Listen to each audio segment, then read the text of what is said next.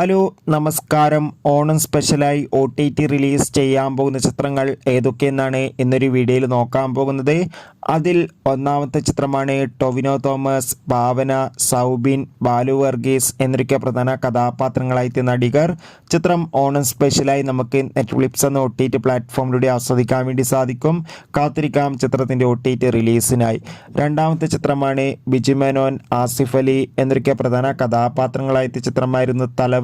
ചിത്രം മികച്ചൊരു വിജയം തന്നെയായിരുന്നു. ചിത്രം സെപ്റ്റംബർ 10 മുതൽ നമുക്ക് സോണി ലീവ് എന്ന OTT പ്ലാറ്റ്ഫോമിലൂടെ ആസ്വദിക്കാൻ വേണ്ടി സാധിക്കും. കാത്തിരിക്കാം തലവൻ എന്ന ചിത്രത്തിൻ്റെ OTT റിലീസിനായി.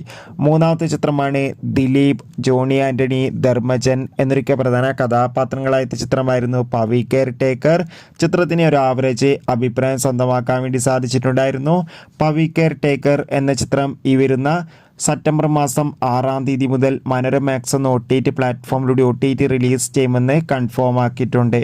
ആസിഫ് അലി, അതോടുകൂടി തന്നെ അമല പോൾ എന്നൊക്കെ പ്രധാന കഥാപാത്രങ്ങളായ ചിത്രമായിരുന്നു ലെവൽ ക്രോസ്. ചിത്രം ഓണം സ്പെഷ്യലായി നമുക്ക് ആമസോൺ പ്രൈം വീഡിയോസ് എന്ന OTT പ്ലാറ്റ്ഫോമിലൂടെ ആസ്വദിക്കാൻ വേണ്ടി സാധിക്കുന്നതായിരിക്കും.